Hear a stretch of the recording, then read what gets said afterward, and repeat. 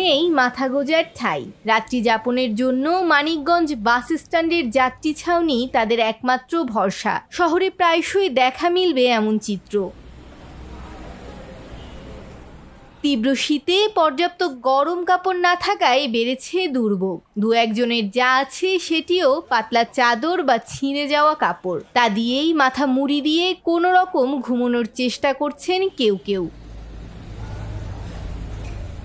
হিমশীতল বাতাস আর ঘন কুয়াশার কারণে দেশে বেড়েছে শীতের তীব্রতা, যার প্রভাবে বিপর্যস্ত হয়ে পড়েছে জনজীবন। হাড় কাঁপানো ঠান্ডায় রাতের ঘুম যেমন হারিয়েছেন, তেমনি কমেছে দৈনিক আয়ের ভিত্তিতে পরিবার চালানো মানুষের উপার্জন। ছিন্নমূল এসব মানুষের ত্রাণ সহায়তা সম্পর্কে জানতে চাইলে মানিকগঞ্জ জেলা প্রশাসক জানালেন, মানিকগঞ্জ জেলায় শহরের মধ্যে যারা রাস্তাঘাটে ঘুমাতো এদেরকে আমাদের বেশ কিছুদিন আগে কম্বল দেওয়া হয়ে গেছে।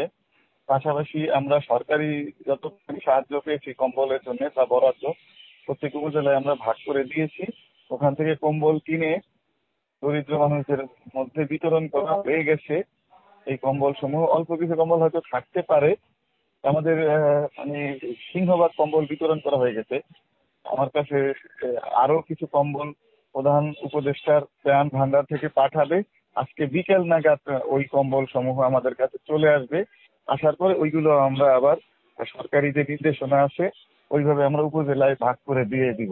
দুর্যোগ দুর্ভোগে মানুষ যদি মানবিক না হয় তাহলে আর কখন হবে, এমনটাই প্রশ্ন করেছেন তারা। হাড় কাঁপানো শীতে সমাজের উচ্চবিত্তরা পাশে দাঁড়াবে, এমনটাই প্রত্যাশা ছিন্নমূল এসব মানুষদের। মৌমিতা মৌ, ভোরের পাতা।